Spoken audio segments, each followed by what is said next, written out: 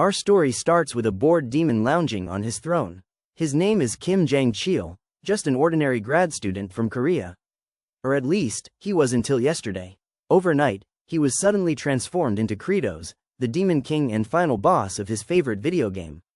Sounds like a cliché, doesn't it? Kim Jang-cheol begins to describe the game Paladin of Blood, explaining that its main objective is to awaken an ancient hero lost in a deep slumber. But he quickly stops himself. Why bother explaining it to us now?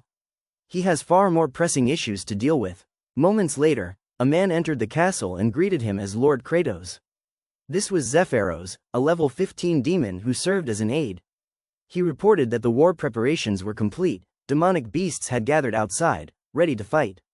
Among them was a particularly eager one, Ashura, a level 534 demon known as the Blood-Drinking Prince. He looked forward to quenching his hunger through today's invasion.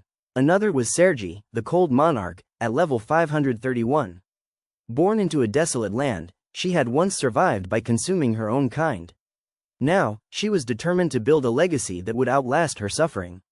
Then came Hartok, the Archduke of Fog, level 555, and Baal, the Black Boulder Tyrant, level 539, towering beasts, each with their own fearsome presence. The situation was spiraling out of control as the army anxiously awaited the king's command. At last, our protagonist stepped forward and called for their attention. Demon army, listen up. The four commanders stood imposingly among the ranks. With smoke curling from his mouth, he, now known as Kratos, prepared to issue his first royal decree. The bloodthirsty commanders bristled with anticipation, hungry for war. Then, with unwavering conviction and a fearsome glare, Lord Kratos gave his command: cease all preparations for war. We're switching to farming. But Lord Kratos stood firm, unbothered, and kept yelling out his orders. In truth, Dang Cho, now Kratos, was terrified on the inside. These demons were seriously scary. The four commanders, nicknamed the F4, stood with their mouths agape. Maybe they were just thrown off by how ridiculous his face looked, or maybe it was shock. Regardless, Kratos knew exactly why he was doing this. Meanwhile, somewhere else, a figure began to emerge, stepping out of something. A system notification blinked into existence, revealing that this player had reached their 20th playthrough. A beam of light shone down on him, revealing his name, Aged Kimchi, a level 9990 player.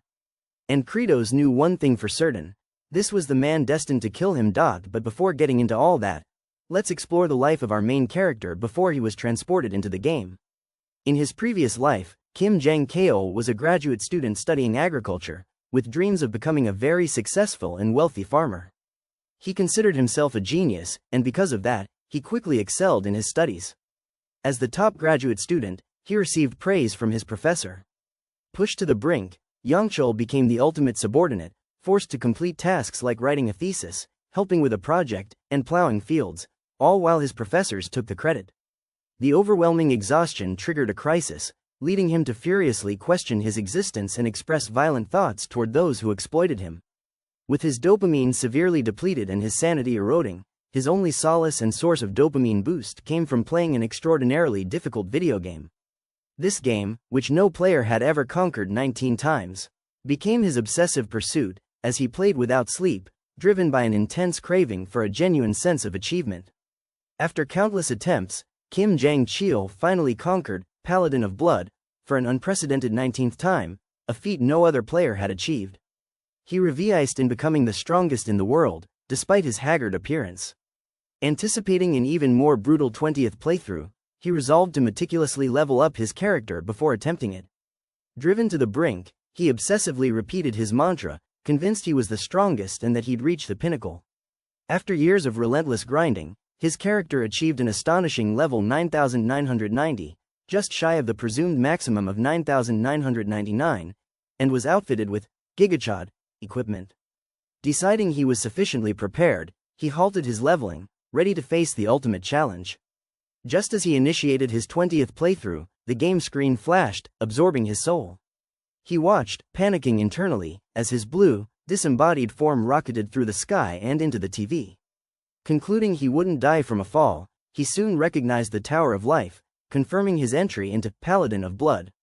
The sight of the tomb of the Paladin ignited his excitement, He believed he was about to possess his near-max level character, aged Kimchi, ushering in an era of invincibility.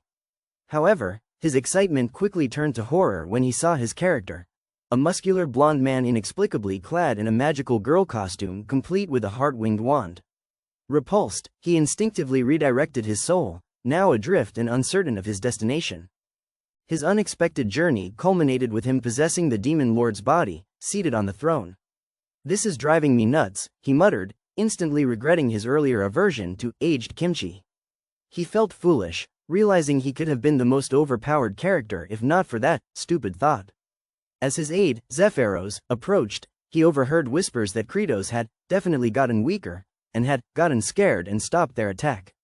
The voices belonged to the generals, with a Shurat boldly suggesting they join hands and cut off Kratos' head. The generals then planned to divide the throne's authority amongst themselves, reasoning that Kratos had claimed kingship by beheading the previous demon lord. However, a thought nagged at him: what if Kratos hadn't weakened? In that scenario, 2 of the 4 generals would likely face fatal injuries or death. Sergei offered to act as their shield, suggesting they attempt the attack. Annoyed, Ashurat threatened Sergei, saying she'd die by his hand first. Meanwhile, Baal remained indifferent, simply stating he was hungry. Ashurat then challenged them: what if there was undeniable proof of the demon lord's diminished power? 3 of the generals immediately declared they'd kill Kratos again. Baal, once more, just reiterated his hunger. Zephyros appeared at the door, delivering grim news: the army's morale had completely plummeted. He reported an alarming increase in internal attacks and cannibalism among the troops, alongside a noticeable number of desertions from the demon lands. Furthermore, the 4 great demon generals were furious, openly claiming Kratos had weakened and were conspiring to collectively behead him. This revelation made Kratos tremble. He understood that a combined assault from all 4 would undoubtedly result in his death. In essence, he realized that any perception of weakness would seal his fate. The demon lord then thought of aged Kimchi, wondering if his unpossessed character had been left as a mere corpse. He mused that perhaps charging into the human world would have been a better course of action. Just then, Zephyros presented a video from General Ognia, showing the tomb of the paladin. The footage depicted aged Kimchi brutally slaughtering demons, with one particularly terrified demon begging for help before screaming as its eyes were gouged out. Aged Kimchi appeared to be a seasoned, merciless killer. Kratos quickly understood that invading the human world was out of the question. The video of aged Kimchi's brutal, almost insane fighting style horrified him. He definitely didn't want to encounter someone like that. He was trapped. Staying in the demon world meant he'd either appear weak and be slaughtered by the 4 great demon generals, or he'd surrender and face the same fate. Charging into the human world, however, would lead to aged Kimchi gouging out his eyes and killing him. Kratos was on the verge of tears, lamenting his miserable transport to this world where he couldn't even find a shred of happiness. There was only one path forward: he had to solve the food crisis and pacify the agitated demons. When Zephyros asked where he was going, Kratos replied, "Pardon," then stated he was off to scout some farming lands. Zephyros looked visibly disappointed by Kratos' "pardon." Noticing Zephyros's reaction, Kratos asked what was wrong. Zephyros explained that Kratos was known for being narcissistic, arrogant, and ill-mannered, so hearing him say, "pardon," was gross and horrifying, and he instructed Kratos not to do it again. Internally, Kratos was bewildered by Zephyros's behavior, wondering if he was being provoked or playing some kind of role, especially since Zephyros had only appeared once before the battle with the Demon King, without any explanation. That brief appearance, however, had made Zephyros quite popular. His famous line, "O great paladin, the demon lord no longer wishes to fight, please go back," delivered just before being attacked by aged Kimchi, was followed by him begging the demon lord's forgiveness for his weakness in failing to protect him. This exchange led players to believe Zephyros was either intensely loyal to the demon lord or held him in profound respect. Zephyros informed Kratos that his current blunder was unprecedented, having never encountered a demon lord who had lost so much trust from his demons. Kratos found Zephyros incredibly annoying. Zephyros then pulled out his notepad and sarcastically questioned, "You want to farm in the land of demons? I didn't know your memory was only as good as pigeons." Kratos, reminding Zephyros of his status as demon lord, warned him not to push it, but Zephyros continued undeterred. Kratos wondered why Zephyros showed no fear. Zephyros then revealed that both previous demon lords, and even Kratos himself, had already attempted farming, implying its futility. Zephyros reminded Kratos that given the land's harsh and extreme temperature differences, nothing could grow there. Kratos conceded it was indeed the land of death, but he asserted his confidence that his current abilities made it possible to revitalize it. Internally, Kratos despised farming, yet recognized it as his only path to survival. Zephyros looked on, confused, as Kratos began digging and, to his amusement, even ate the dirt. Zephyros commented on the demon lord's peculiar transformation into a beggar who eats dirt, promptly noting it down. Kratos ordered Zephyros to stop writing, but Zephyros retorted that he was merely performing his duty, emphasizing the importance of recording the demon lord's chronicles. He also noted that the demon lord's memory had definitely deteriorated. Kratos found Zephyros to be an absolute pain. Despite the distraction, Kratos determined that the ground had zero nutrients and no nitrogen, an element absolutely essential for plant growth, which plants cannot utilize from the air on their own. Even though nitrogen comprises 78% of the atmosphere, plants cannot directly use it because its atoms form incredibly strong triple bonds, making chemical reactions nearly impossible. This challenge led humanity to develop the nitrogen fixation process through chemical engineering, which dramatically increased food production. However, Kratos realized this approach was currently impossible for him, as there was no foundation for farming in his desolate environment. Consequently, Kratos began to consider natural nitrogen fixation, utilizing lightning. He knew that lightning's high voltage could oxidize nitrogen into nitrite, which would then mix with rainwater and be absorbed into the soil, becoming usable by plants. Kratos' primary technique, Bloody Strike, involves him scratching his hand to draw blood. This ability simultaneously unleashes both lightning and moisture, designed specifically to create fertile soil. He then instructed Zephyros to stand back, proceeding to scratch his hand again. It hurts like hell, Kratos thought, baffled that the previous demon lord had seemingly endured this pain regularly. His musings were cut short when he noticed the four generals observing him, clearly convinced he'd weakened. Kratos was taken aback. Zephyros then declared he'd become 100% weaker, leading Kratos to suspect Zephyros was an assassin attempting to provoke and kill him. Despite this, he felt it was a better fate than simply dying. He scratched his hand, using his blood for a bloody strike, but nothing happened beyond the bleeding. Kratos couldn't hide his agony. The four generals approached, casually asking if he was unwell, not even bothering to conceal their murderous intent. Meanwhile, aged Kimchi surveyed the vast land, faint memories of his past lives resurfacing. Having lived over 10 times, he was drawn to this location by a summon of duty that had now vanished, leaving him questioning his purpose. A grim expression settled on his face as he wrestled with his existential dilemma. Back with our main character, the four generals watched him like predators. Ashurat reminded him of the fundamental demon law: the strongest is the demon lord. Deep inside, Kratos felt the immense pressure of this rule. Kratos was terrified, acutely aware of the immense strength each general possessed, especially since he couldn't even use a skill himself. Trembling, he wondered if this was the end, his expression a fierce mask of fear. Ashurat, however, misinterpreted Kratos' trembling as a sign of immense power gathering, making him feel an intense pressure. Despite this, Ashurat remained confident and challenged Kratos, asking if he could defeat them in his current state. But when Ashurat looked behind him, the other generals were already hiding behind a tree. Ashurat was dumbfounded. It hadn't even taken a minute for them to betray him. Their plan was to observe the fight and only join if victory seemed assured. Ashurat sweated profusely, mentally cursing them as evil bastards, then remembered they were demons, so of course they were evil. Meanwhile, Zephyros announced that, according to long-standing demon tradition, all fights were to the death with no surrender. He was about to signal the start when Ashurat stopped him. "Wait," Ashurat commanded, stopping Zephyros, who had set up the duel with unbelievable speed.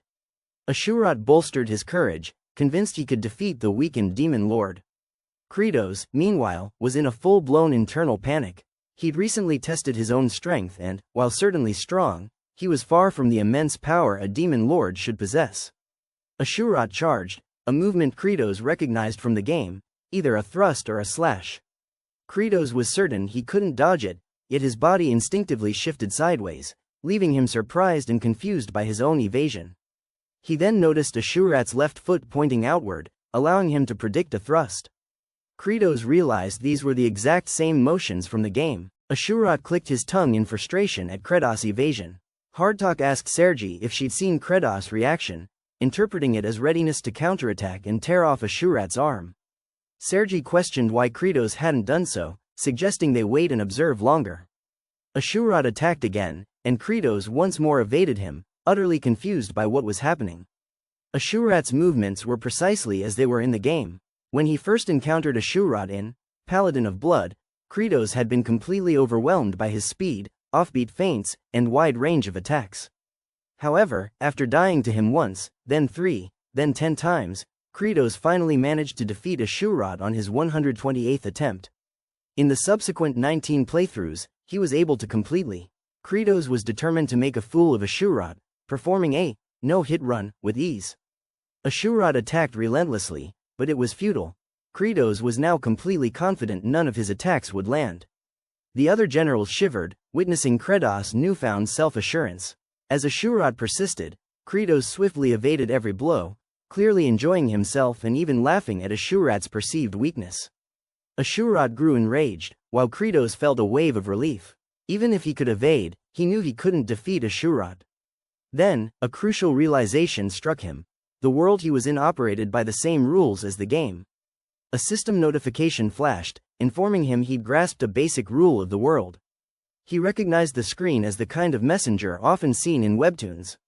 The screen further showed that his high concentration in dodging attacks had been rewarded. A part of the game system, typically for playable characters, was now unlocked, the targeting function.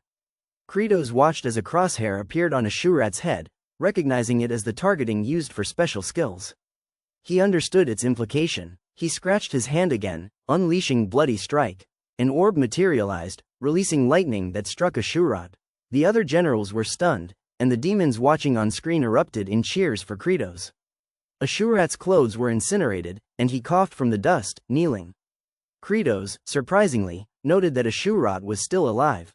Ashurat, still unconscious, found himself tied to a cross. Step 1. Preparation of a lightning rod. He woke up a few minutes later, proclaiming his full recovery and mocking Kratos for his perceived weakness, as Bloody Strike hadn't killed him. Ashurat then declared his intention to chop off Kratos' head. Kratos, however, moved to Step 2, using Bloody Strike to oxidize atmospheric nitrogen into nitrite. He ordered Hardtalk to cover the entire area with a fog so dense that water would flow from it. Hardtalk, thinking Kratos intended to amplify the pain of his lightning, was impressed by the creative torture, and eagerly complied, creating the thick fog. Step 3. Spread the fog. With the stage set, Kratos began Step 4, strike and repeat. He relentlessly performed Bloody Strike, even though it caused him immense pain. Zephyros watched indifferently, while the other generals felt overwhelmed as Ashurat was struck repeatedly. Kratos was pleased. This process would infuse the land with nitrogen, making it fertile. The thought of a bountiful harvest excited him greatly. He continued striking until dusk. Finally, Kratos checked the soil, satisfied with the results.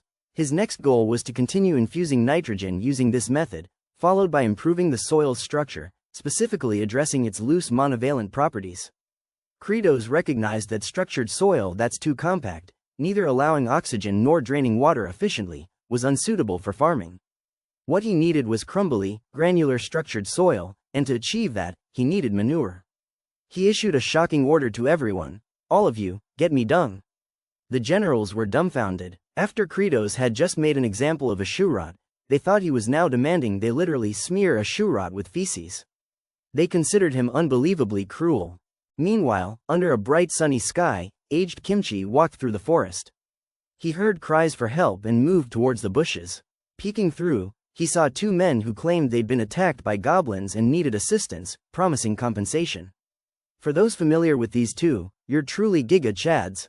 Aged Kimchi's grim expression unnerved the men, making them think he was horrifyingly suspicious, even though he insisted he wasn't.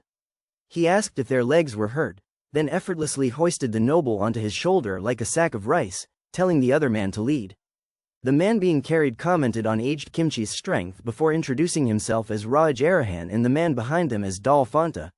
Their names reversed as a reference to the Gigachad duo, Lloyd and Javier. Raj Arahan then asked aged Kimchi for his name. At the demon castle, the 3 remaining generals were in a bind. Hardtalk exasperatedly asked how they were supposed to just bring poop, even wondering if they should make them on the spot.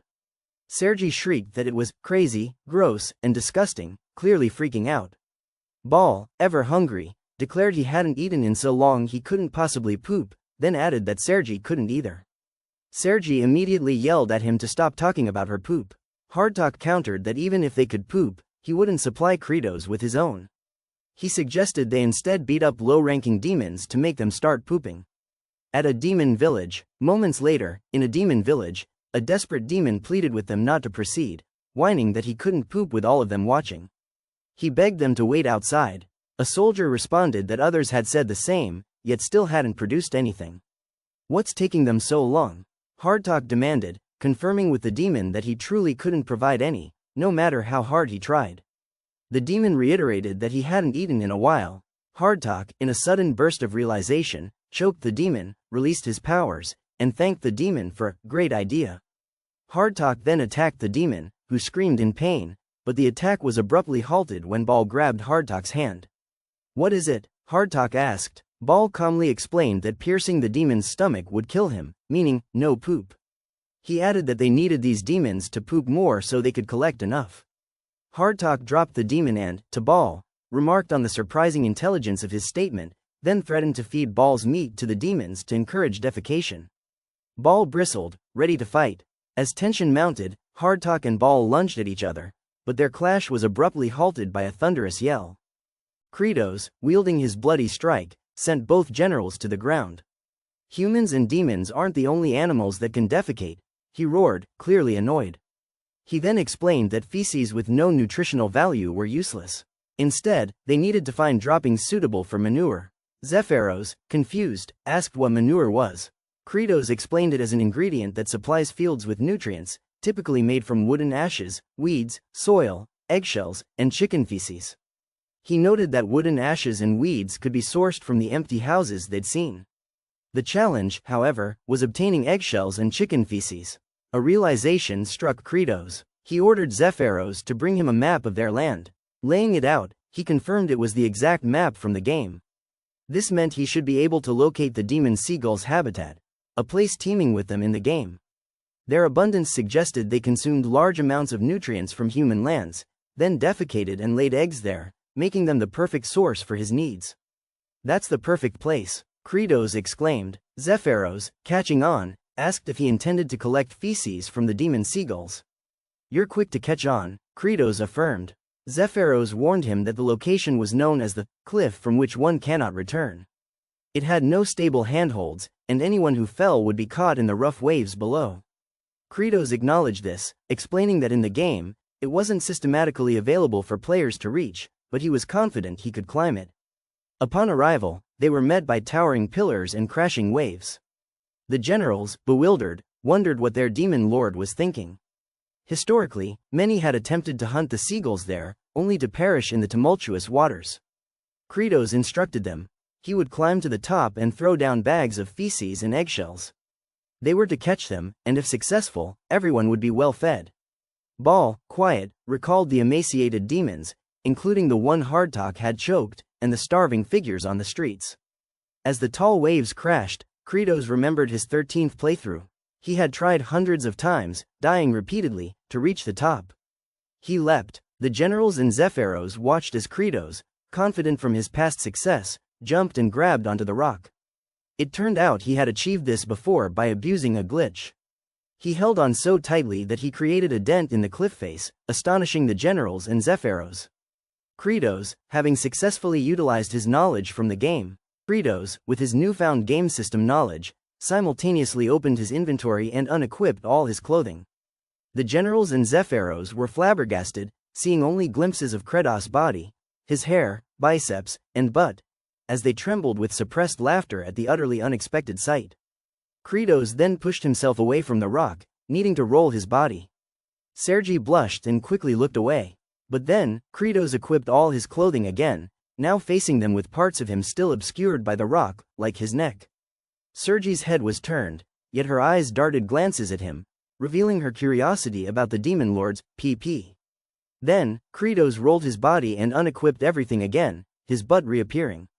He rolled and equipped his clothes, then rolled and unequipped again, revealing his butt once more.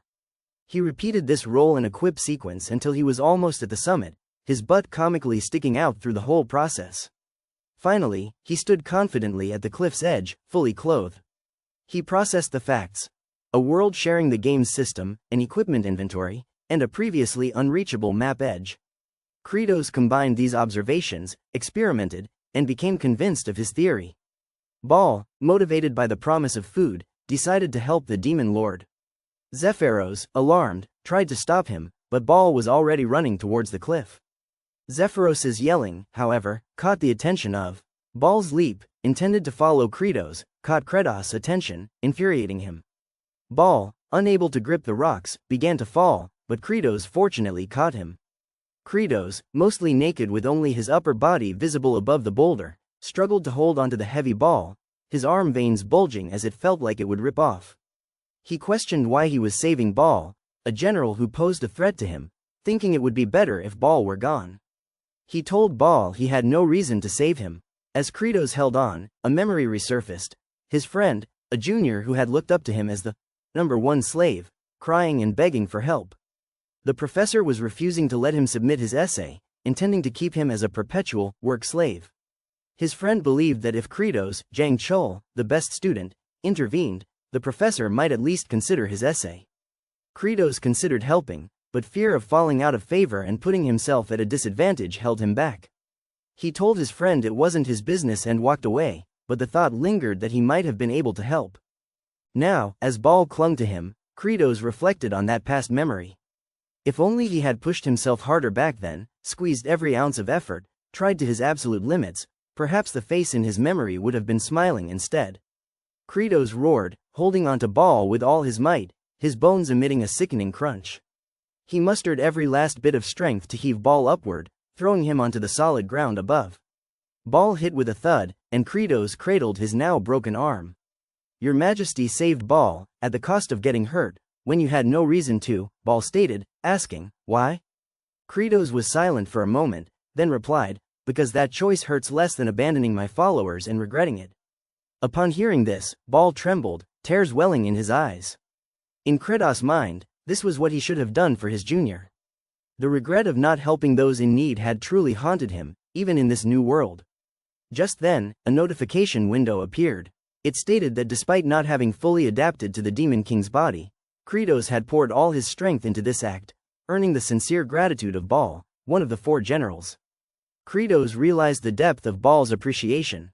In honor of this achievement, a new system was established, providing the army with a sense of abundant happiness would earn rewards. The new system granted Kratos a large amount of points for providing the army with happiness. He initially misunderstood the happy point, HP, accumulation system, even thinking it might offer a discount on ice cream. The system, angered by his dumbass assumption and questioning a game world selling ice cream, scared Kratos with its conversational ability. It then clarified that he would earn 1 happy point for each demon soldier made happy by a full stomach, and these points could be used to purchase stats. The system revealed that Kratos currently only possessed 20% of the Demon Lord's strength, explaining his relative weakness compared to his subordinates. It urged him to increase all 5 stats to attain 100% of the Demon Lord's power. Kratos attempted to use this feature, trying to add 10% to his stamina, but was met with a prompt indicating a cost of 50 happy points, which he considered quite expensive. The system also informed him that he could purchase skill enhancements, such as leveling up his Bloody Strike skill from level 1 for 250 happy points. Kratos understood he would need a massive number of points, but he believed successful farming could yield a substantial amount of HP, allowing him to become incredibly strong and significantly boost his survival rate. Beyond the system rewards, Kratos also felt a surge of satisfaction from being thanked, his devilish grin showing. From Baal's perspective, however, that grin screamed a threat. Kratos would tear him apart if he didn't obey, especially now that he owed Kratos his life. To Baal, Kratos was a truly mean demon lord who hadn't saved him out of kindness. After this, our demon lord hoisted a giant eggshell, grabbing everyone's attention. He bellowed, "I'll put dung into this eggshell and throw it." Make sure you catch it. The three generals were dumbfounded, frozen in shock. Kratos then launched his attack, indeed throwing the dung-filled eggshell. Still paralyzed, they couldn't dodge, and it began to rain poop. They felt they couldn't endure it anymore. Meanwhile, Kratos thought they were just getting started. He wanted them to give their all in farming. The manure-making process. The first steps to making manure involved collecting seagull dung, eggshells, and burnt tree ashes, then preparing the farm's soil. The next crucial step was to grind and mix it all thoroughly. Kratos then called for Sergi, commanding her to crush and grind the mixture. Sergi couldn't believe the demon lord wanted her to do such a task. However, with her many arms, it was an undeniably perfect fit for her. This realization pushed Sergi over the edge. She erupted in fury, shouting that she, the cold monarch, was worth more than that. She equipped her weapons and declared to the demon lord that her arms were not meant for mixing dung. Sergi, however, was met with Kratos' intense gaze. He then offered her an easier task, pointing towards a Shurot, who was still smoldering from the lightning strikes. Over there, Kratos stated, you just need to stay still. Easy, right? From that moment on, the cold monarch was transformed into a dung mixer, a legend that persists to this day. Internally, Kratos nearly peed himself, realizing these generals were all hot-tempered, requiring him to remain constantly vigilant. But then he remembered, he was the demon lord, and he would proceed with guts and force. Manure making. Step 2. Next came the second step of manure production, adding water. Kratos called for Hardtalk, commanding him to fill the air with fog. Hardtalk questioned this, arguing the stench would become unbearable with the added moisture and he wouldn't want to do it. Then, Kratos' secret weapon was revealed again. He simply pointed at a Shurot. Nobody wanted to become a lightning rod, so Hardtalk hurriedly flew around the area, spreading moisture into the air. Kratos then asked Baal if the moisture was sufficient. Baal confirmed it was soft after being soaked with water, just as the demon lord had predicted. Manure making. Step 3 in mobilization. Finally, the third step was to place the manure in a dry location and cover it with a blanket made of seagull feathers. However, a significant problem arose. Kratos knew that even producing a small amount would take an extremely long time.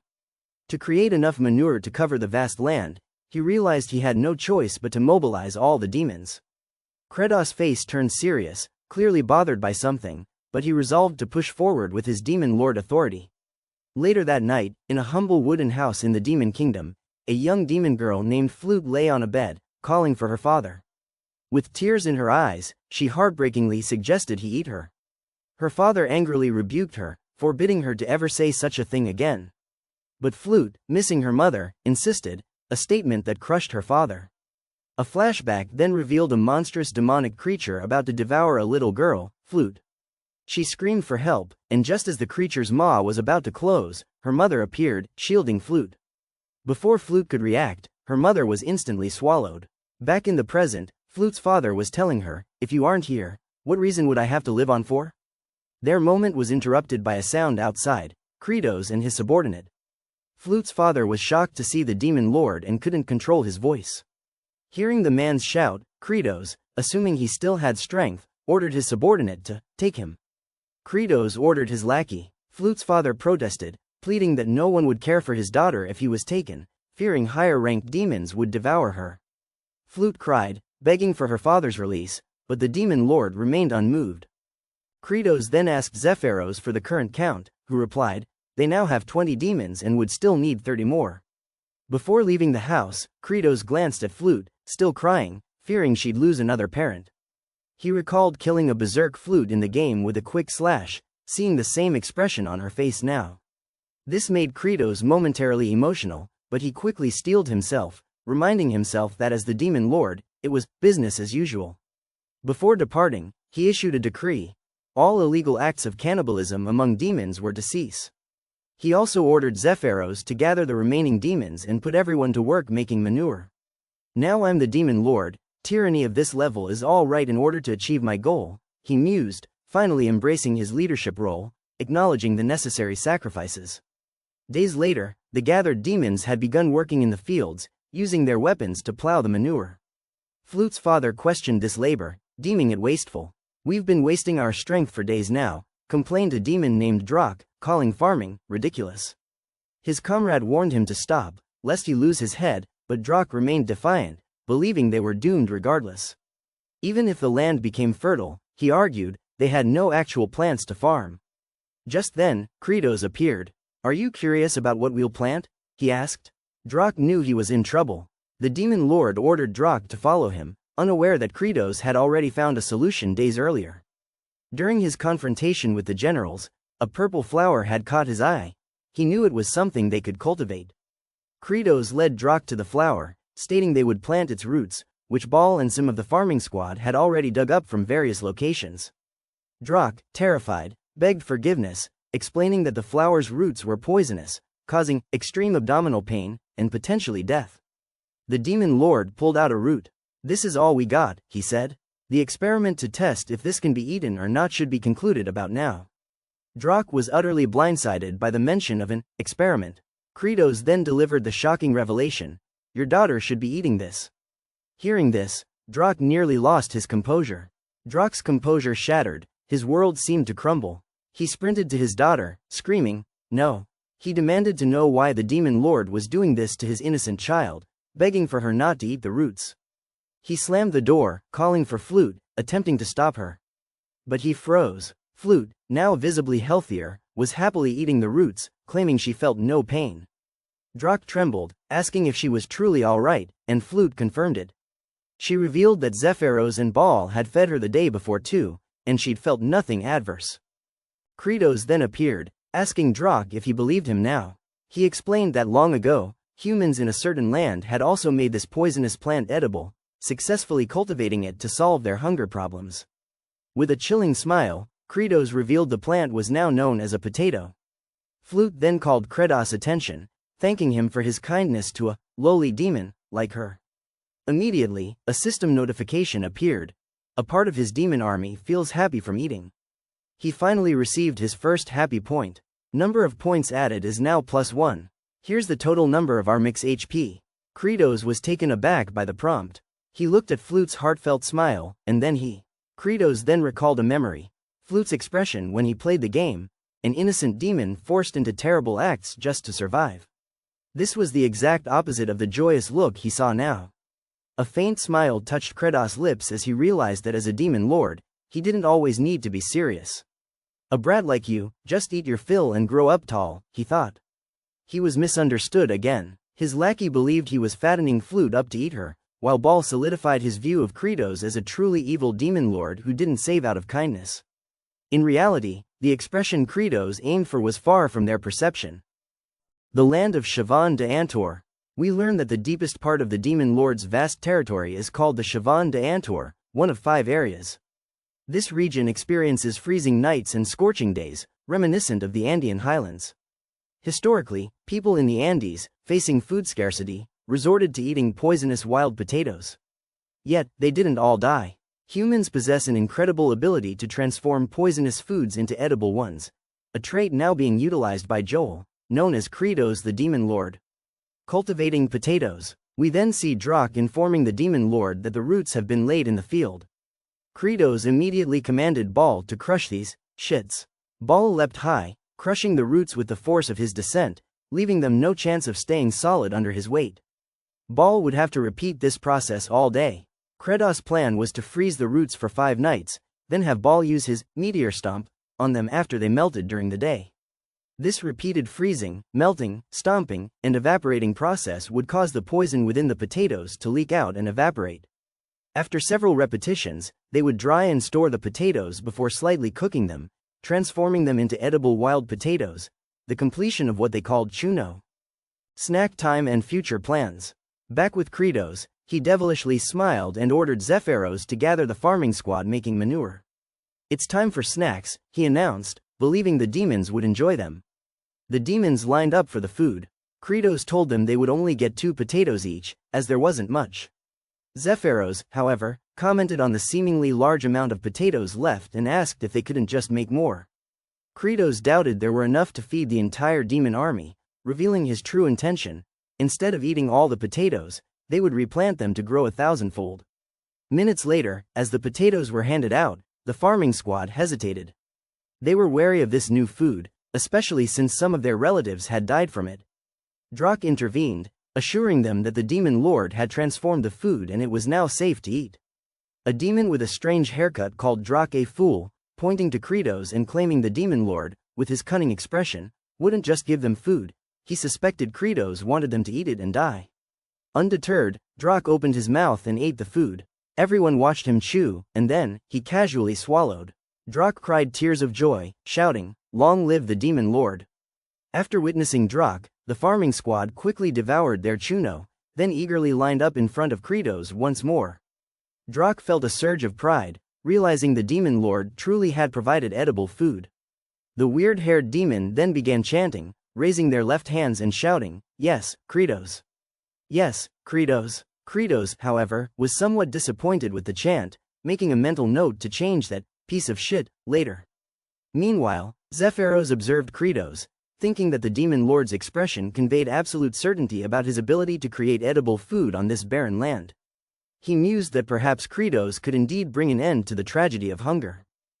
The system then popped up again, announcing that a part of Kratos' demon army felt happy from eating. This time, he received an additional he got 50 hydrogen phosphide, as they had just fed 50 farming squad members. His total HP now stood at 51. Kratos was amused, smiling at the decent number of points. He considered making himself a little stronger but remained undecided on what to upgrade first, thinking he might just gather more points. He was about to split his manpower between the manure and potato gathering squads when Zephyros captured the farming squad's attention. Zephyros suggested they tell the entire village that edible food could now be grown on their land, promising food vouchers for chunos to any demons who dug up wild potatoes. The squad celebrated while Kratos observed Zephyros, noting that this demon, though annoying, was as smart as he looked and incredibly helpful. As a result, demons throughout the village faithfully began digging up all the potatoes. Meanwhile, manure mixer Sergi and artificial rain producer Hardtalk continued their new jobs. And last but not least, Ashurat was still tied up. Kratos was just moving him to an optimal spot for his continued use as a lightning rod. With Ashurat repositioned, Kratos began raining down lightning on him, working hard to produce nitrogen. He decided that with enough manure now available, it was time to move on to the next step, spreading the. Kratos now faced the daunting task of spreading the manure evenly across the land, a task too vast for his small farming squad, who were surviving on meager portions of chuno. Ashurat, still tied up, begged Kratos to just kill him. Kratos, however, simply zapped him again. In his mind, Kratos wouldn't kill someone who, thanks to his regeneration skill, could function perfectly well even while starving. Free nitrogen, baby, he thought. Kratos pondered a solution for their expansion, wondering if he had no choice but to wait for reinforcements.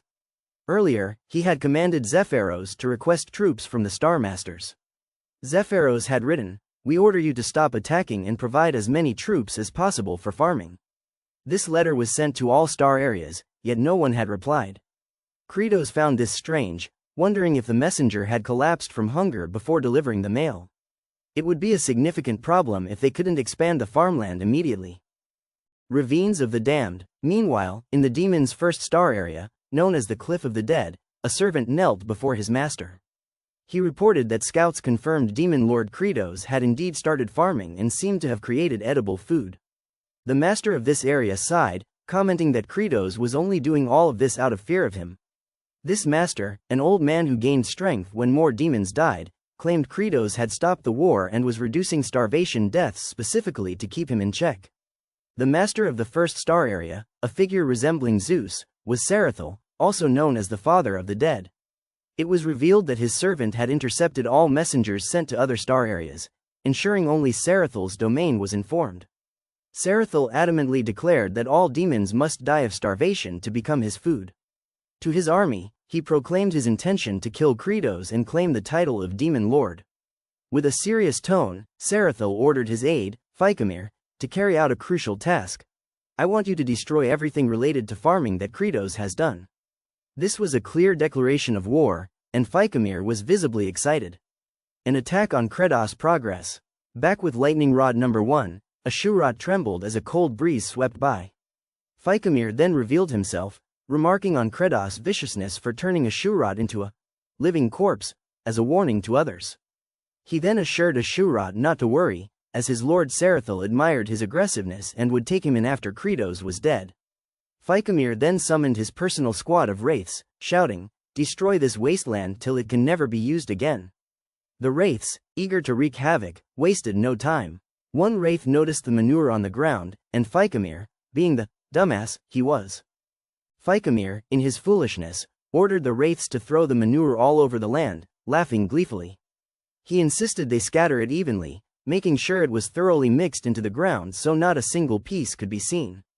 The wraiths, equally oblivious, diligently obeyed, working until the manure was completely incorporated into the soil. Fycomir continued his maniacal laughter, while Ashurot stared blankly at his idiocy, letting out a heavy sigh. Ashurot recalled Kratos' specific instructions to finely grind and mix the manure into the ground, realizing Fycomir was unwittingly solving the very problem Kratos had aimed to address. Ashurot silently wondered, what in the world are they trying to achieve here? Unwitting accomplices. The next day, just before sunrise, one wraith complained about the endless task, but his companions continued to diligently mix the manure. He was even yelled at for being lazy, as they believed Kratos would turn any unmixed areas into farmland. The lazy wraith then asked wraith number 2718 why he was working so hard, noting his usual idleness. Wraith 2718 admitted his usual habits but explained that today felt different. He looked at the tilled farmland and confessed that seeing all their hard work filled him with pride, making him feel productive. This left the lazy wraith speechless.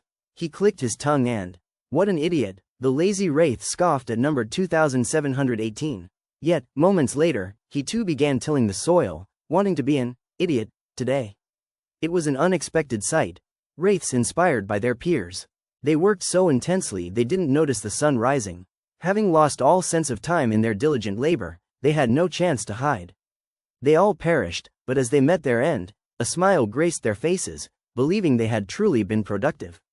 All the wraiths working the vast land were gone, leaving only Fycomir. He cried, feeling immense pride in them, wishing for all the wraiths to rest peacefully. Fycomir then wondered how Kratos would react to their completed work.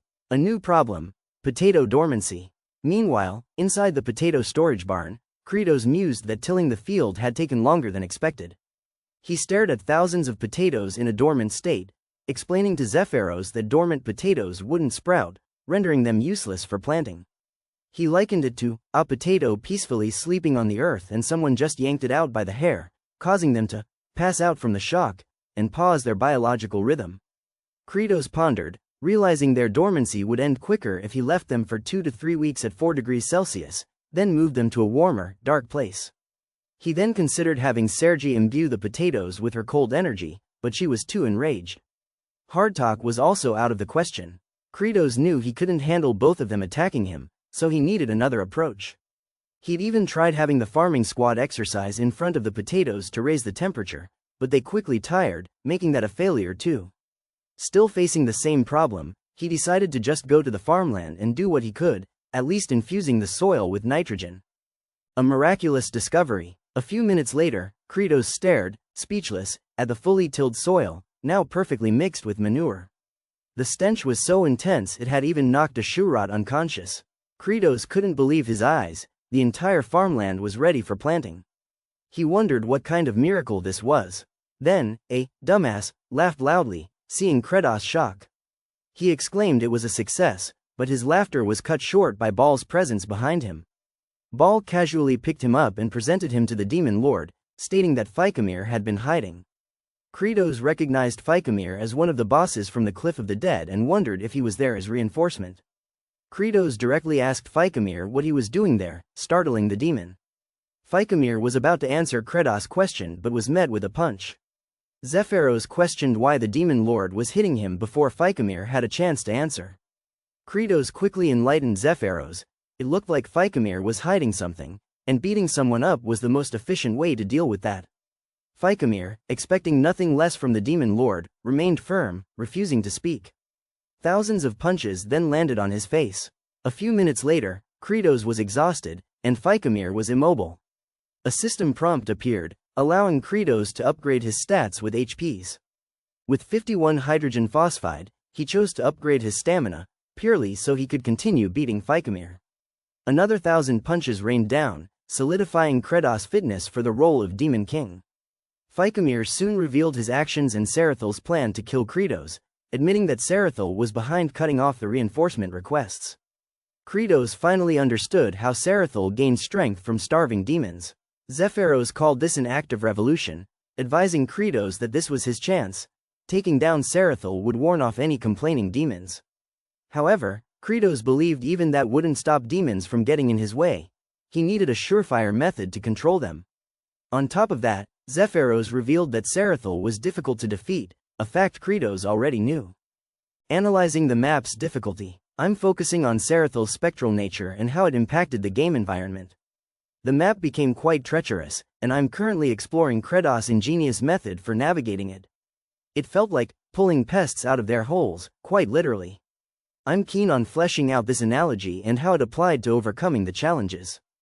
Delving into Ashurat's anger. Meanwhile, Flute stood before Ashurat, gazing up at him. His mere presence near her infuriated him. Flute shyly initiated small talk, bowing her head and thanking Ashurat for his sacrifice, which had provided them all with food.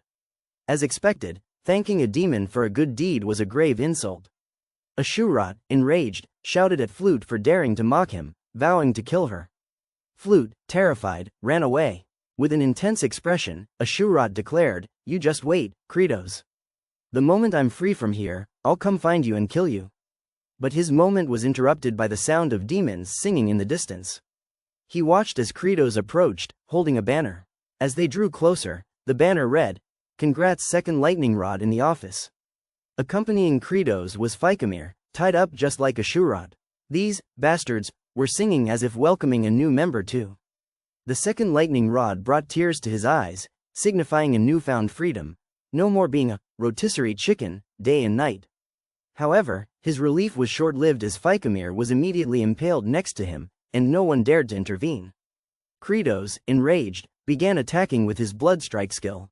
Aserit felt utterly helpless, realizing Kratos intended for them to be two lightning rods. Resigned, they accepted their grim fate. Meanwhile, Sarah observed everything through his orb. The boss monster bellowed as Fikamir officially became the latest rotisserie chicken. The demon lord continued his assault, while Fikamir screamed in agony from the electrocution. Sarathal cried out in sympathy for Fikamir's suffering, but Kratos persisted in his strikes, causing Fikamir's screams to turn into pained moans, almost as if he was beginning to enjoy it. Swal, witnessing this, finally shouted, "Stop." Kratos glanced over and saw a reconnaissance wraith, a bird holding a crystal ball, confirming Sarathal was watching. This infuriated Kratos further, believing Sarathal was trying to sabotage his harvest, and he vowed to make Sarathal regret it. The next day, Fluke was seen digging, her calloused hands observed by Ashurat, who also noted the rotisserie aspect. "What are you doing?" Ashurat asked. Fluke explained that since the Demon King, the 4 heavenly generals, and all the adults were working hard on farming, she wanted to help. Ashurat scoffed, calling her a stupid, low-ranking demon brat. He pointed out that the individual next to him had already plowed the field and suggested she do something useful instead. Fluke beamed at this, thanking Fikamir for plowing the field and for also acting as their lightning rod. Fikamir, touched, called her a cutie, stating that her words made all the hard work worthwhile. Ashurat, clearly annoyed, muttered that Fikamir was losing his mind. He then mocked their attempts to farm in such a desolate wasteland, noting that their damn potato wasn't even sprouting. He sarcastically advised them to keep the potato storage warm to make the sprouts grow quickly, then declared everyone would starve. Hearing this, Fluke immediately ran off, even skipping. Ashurat was convinced that a low-ranking demon like her couldn't accomplish anything. Later, at noon, Zephyros expressed concern about the Demon King's plan. He suspected Sarathal was aware of their trap and doubted if Sarathal would actually come to rescue Fikamir. Kratos simply replied, "Of course not." Kratos anticipated that Sarathal would send subordinates first, and he understood that to draw Sarathal out personally, they'd have to eliminate every single one of them. Ready for battle, Kratos commanded his army of farmers, already guarding lightning pole number 2, to leave no one alive. As the reconnaissance wraith flew overhead, Swal scoffed, calling Kratos a fool. He argued that simply waiting wouldn't make Sarathal's subordinates appear. While he felt it was unfortunate for Fikamir, Sarathal was singularly focused on his objective, ruining the harvest. He dispatched his crop wraiths, who materialized at the potato storehouse. Several gecko-like ghosts emerged and charged to attack. Sarathulthil ordered them to crush every potato and trample them into oblivion. The crop wraiths streamed into the storage shed, unaware they were walking right into Kredos' trap. I knew the crop wraiths would appear, Kredos declared from above with a cunning smile, welcoming them to their graves. The crop wraiths were immediately overwhelmed. Kredos then recalled his first encounter with these creatures in the game, remembering the sheer despair he felt. They were Sarathal's second elite force, known for moving in swarms. Their touch caused rapid aging, and they could even copy players' equipped skills, making them a true nuisance.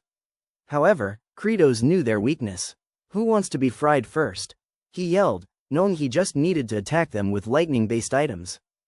The crop wraiths, realizing it was a trap, tried to retreat.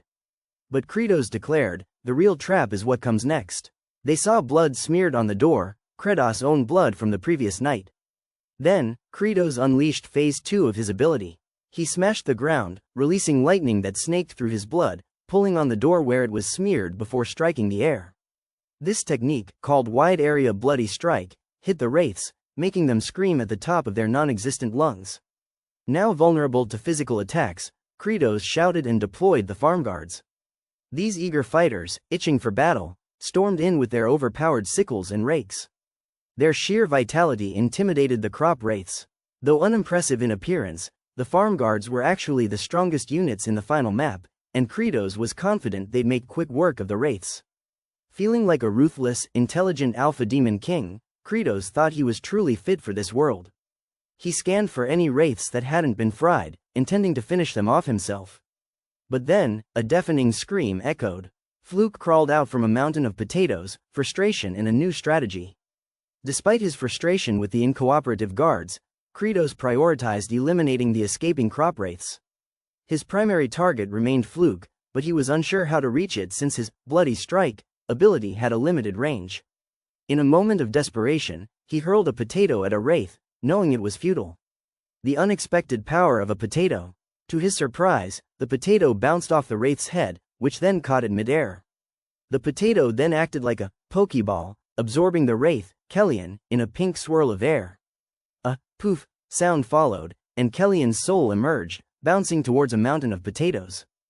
Missed opportunity and a realization. While everyone was distracted by this bizarre event, the remaining crop wraiths escaped. Kredos stared blankly at the outcome until the potato transformed into a sprout. He then had an epiphany.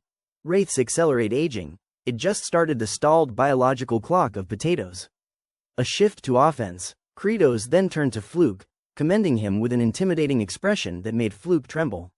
He then called the farm guards, instructing them to abandon their plan of luring Sarah out. Instead, they would now go on the offensive, believing it would be more advantageous.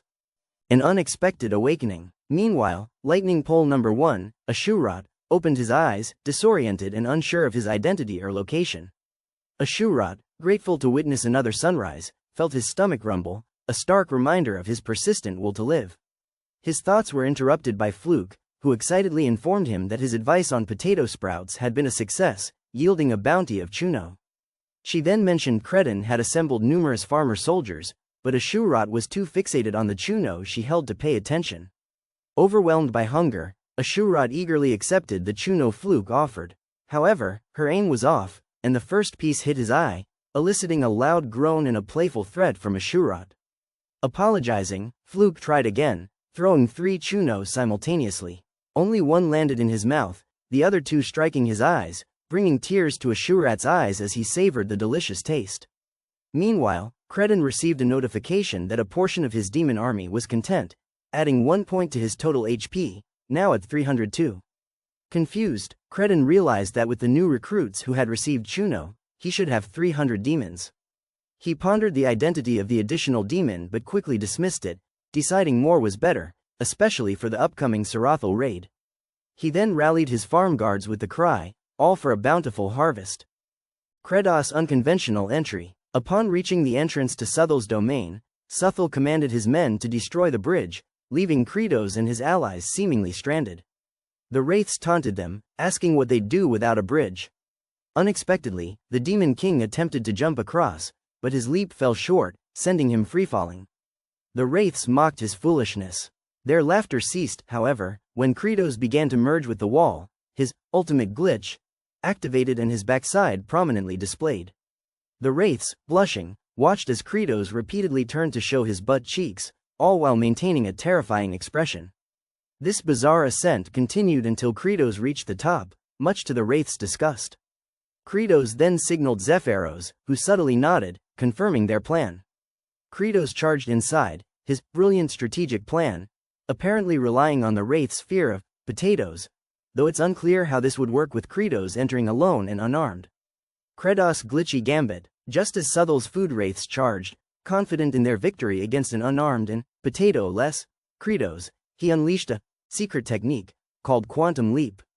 This involved his body merging with the wall, his backside protruding, before he vanished completely. The wraiths, unnerved by his creepy movement and ability to phase through walls, soon sensed him above them. They managed to grab him, believing they had him cornered, but Kratos disappeared again. This was the 19th time he had used this technique, giving him a complete mental map of the area. He then positioned himself at the center of the wraiths, who now surrounded him. Taking a deep breath, Kratos, who the wraiths assumed was tiring, declared, "I isn't the demon lord." At that moment, he stated that he's a veteran player. At that moment, Zephyros yelled for them to make it sprout, and farm guards appeared, throwing potatoes, presumably actual potatoes, not pokeballs, at the crop wraiths. Kratos then ordered them to farm. Initially, Zephyros had doubts about the plan, but he soon realized the demon lords were, once again, correct. Earlier, Kratos had explained the strategy. Kato would gather the crop wraiths, while Zephyros would lead the farm guards, following a map. Zephyros examined the map, which showed an abandoned ancient aqueduct, a seemingly dead end. Kratos revealed it was a secret shortcut he discovered after escaping the Cliff of the Dead. He had found a hidden passage behind a detailed wall that led to a tunnel connecting their first battle site with Salel to a cave. Inside, after clearing the area, he found the elixir of metamorphosis. This elixir, described as the compressed soul of countless dead beings, could only be consumed once, with its effects unstated. Kratos instructed Zephyros to retrieve it if it existed in their reality. Meanwhile, the farm guards celebrated finding potatoes with sprouts, indicating they could now plant them. Flute's father envisioned a future where they could eat their fill. However, this sparked a serious expression in our protagonist, young Kaol. He remembered a time he was starving and a kind grandmother fed him, promising a full dinner before an ambulance arrived. Kratos, with a grim expression, declared that anyone who interfered with their long-awaited meal would be destroyed, much to the farm guards' delight. Suddenly, Baal, another demon lord, called, offering to help with Salel due to his strength.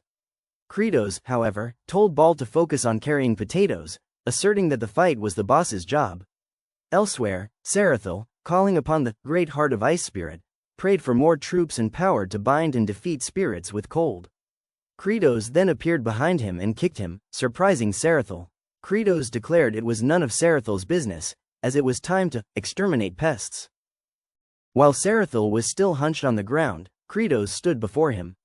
Sarathel, calling Kratos a fool for believing he could defeat Sarathel alone, then transformed, revealing his true power. Instead of being alarmed, Kratos remained expressionless, having witnessed this transformation 19 times already. During his pursuit of Sarathel through the cliffs, Kratos had repeatedly encountered Sarathel's subordinates, eventually wiping out all the cliff mobs. Sarathel then fled into the chamber of the Heart of Ice Spirit, a terrifying artifact said to have been created by an ancient dragon sacrifice, capable of trapping dead spirits. Sarathel attempted to summon more followers using its power, but a paladin arrived just in time, signaling the final battle. Sarathel unleashed his true ability, forming a swirling vortex of wind. He acknowledged Kratos' strength, and the swirling wind gradually took on a form. It became a replica of Kratos. Sarathel was confident in his victory.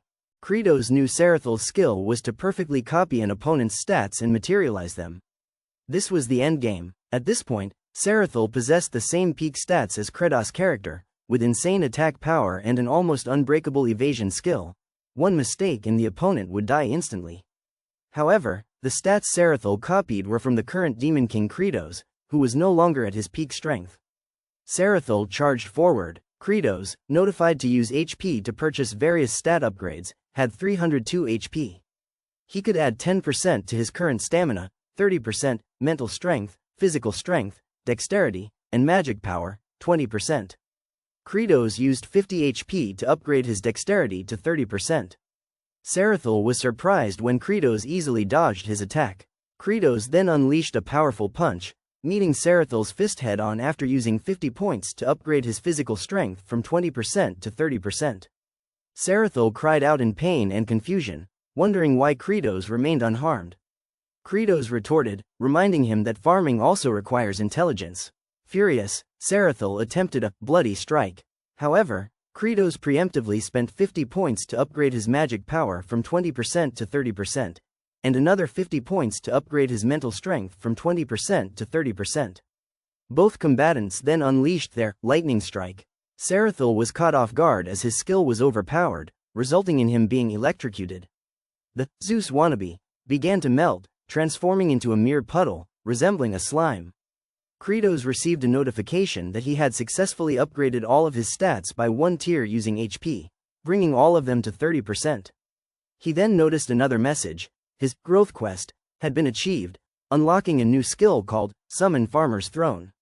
This skill, costing 100 HP to unlock, would equip the user with a variety of sturdy farming tools, a clear Game of Thrones reference.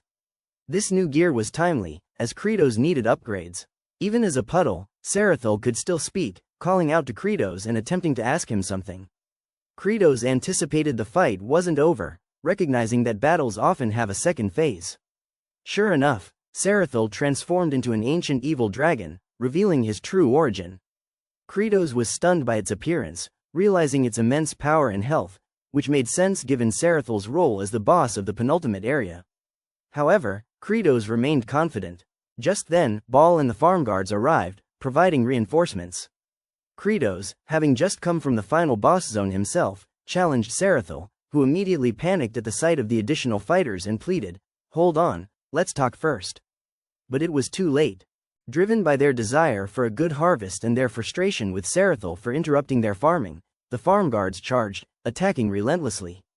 Sarathel begged for mercy. Kratos knew he could defeat Sarathel one-on-one, but found himself hesitant to personally deliver the killing blow to a creature that could speak and move. He also noticed that despite their efforts, the guards were struggling to finish off Sarathel, realizing they might not be fighting efficiently. To remedy this, Kratos activated the Summon Farmer's Throne, a powerful ability that cost him 2 points. A green beam of light descended from the sky. The throne descended slowly until it was almost on the ground, then crashed with rapid speed, landing directly on Sarathel. The impact was so powerful it created a crater in the ground. The farm guards celebrated, and one demon praised the Demon King, not for sparing Sarathel, but for delivering a brutal head smash to finish him off. They admired his savage and demonic nature, fitting for a true villain. A demon exclaimed that this was typical of the Demon King, something insignificant beings like them could never replicate. They then cheered for Kratos. Kratos joined the crowd, shouting in celebration. Meanwhile, back at the lightning rods, Phycomir observed the scene. With his boss defeated, Phycomir realized it was his time to ascend. All the fields had been plowed, and lightning rod number 2's purpose was fulfilled. Kratos even had an umbrella. Their primary mission was accomplished, the potato sprouts had emerged, and Kratos had eliminated all threats to the harvest. With these problems resolved, Kratos declared, "It's time to plant the potatoes." However, before they could leave, the crystal on the pedestal moved. Kratos noticed it and was informed that his mission to defeat Sarathel on the Cliff of the Dead for the 20th attempt had been completed. This made him wonder if he had resumed from his previous 19 attempts in the game. The system then informed him that he stumbled upon a hidden event, and within the icy depths of the heart of ice, a sealed being stirred. The heart hissed, steaming as it slowly opened. As you cautiously approached, a delightful surprise emerged: a tiny, adorable blue dragon. You were stunned, and the little dragon, spotting you, exclaimed, "T-Bone?" A moment of silent wonder passed between you, the dragon seemingly pondering if you were its father. When you reached out, the dragon giggled, clearly ticklish. It believed it had just hatched from your egg, and was relieved to finally be found by its daddy, after being in the dark. However, its relief was short-lived when it saw your ugly-ass face, even as you cooed, how cute. The dragon trembled in fear. As you left, the farm guards shouted about eating the baby dragon, making the poor creature tear up. You, in turn, called them fools, advising them to raise it first for a better return. This made the dragon realize its daddy might actually eat it. You paused, noticing the demons awaiting your return. They seemed genuinely happy to see the farm guards back. Fluke, in particular, rushed to her daddy, and everyone happily reunited with their families. The baby dragon's cheeks flushed as it felt the warmth of everyone's energy. Looking up at you, it realized you weren't scary after all. As night fell, the baby dragon's opinion of its daddy shifted dramatically. Ah, I take it back, it likely thought, they're absolutely terrifying at dusk. It trembled in a corner, peeking out to see the Demon King's scary face, which made the little dragon believe they were all just waiting for it to grow up. Meanwhile, the Demon King was preoccupied with a different concern: feeding the baby dragon. He'd heard baby dragons eat refined gemstones, but his land offered nothing but piles of rusty old metal. Zephyros then arrived with a report. As anticipated, building the ridges needed for planting crops was proving difficult. These ridges, or mounded earth along field boundaries, require pure soil, but their land was full of rocks. The farm guards kept digging, and more rocks just kept appearing. The baby dragon, seeing all the digging, imagined it was being worked to death like the other farm guards. But you, Kratos, were simply holding it in your arms, lost in thought. You realized their land wasn't a field at all, but a coal mine. At this rate, clearing the rocks would take forever. If they continued using so much manpower daily, they'd quickly run out of chunos, rewards, they'd prepared. Even reinforcements from other lords wouldn't solve the core problem. Kratos, making a scary face again, wished he could be a comic book protagonist who could just summon a familiar to solve his problems. Kratos, lost in thought about a wombat that could clear rocks, felt the baby dragon in his hand tremble. He noticed Fluke digging with determination and, observing her, realized he needed to stop complaining and find a solution to their problem. The sudden storm, just as Kratos was deep in thought, a shout of "Razor wins!" broke his concentration. He turned pale. A massive, rapidly approaching tornado, a Razor Wind event, was heading their way. He'd forgotten these random natural disasters that could instantly shred anything caught in them. Kratos yelled for everyone to take cover behind the rocks, urging them to find shade and get as low to the ground as possible. He ran too, but even from a distance, the wind pressure was immense, nothing like what he'd experienced in games. This was a true natural disaster, a significant threat to farming. A desperate act. As everyone fled, Kratos saw Fluke running towards the Razor Wind. She was apparently trying to retrieve a shoerod. Annoyed, Kratos shoved the baby dragon into Fluke's father's arms, instructing him to protect it and warning that he'd kill anyone who followed him. Ball screamed at Kratos not to go, reminding him of the danger, but Kratos, though aware of the risk, couldn't bear to lose his precious lightning. Farming for those who truly rely on it for survival is far from a relaxing pastime. It's a grueling battle, not a leisurely stroll through an orchard. Fluke struggled futilely with the stubborn pole, prompting a shoerod to urge her to safety. Kratos, recognizing the harsh reality of their situation, compared farming to warfare. He roughly pushed a child out of the way before breaking the pole with a powerful kick. A shoerod screamed as he tumbled, landing face first. Meanwhile, the Demon King suffered a gash on his cheek. Despite being covered in slashes, Fluke desperately tried to undo a knot. A shoerod informed her it was a binding knot, impossible to untie even for one of the 4 heavenly kings, and again told her to flee.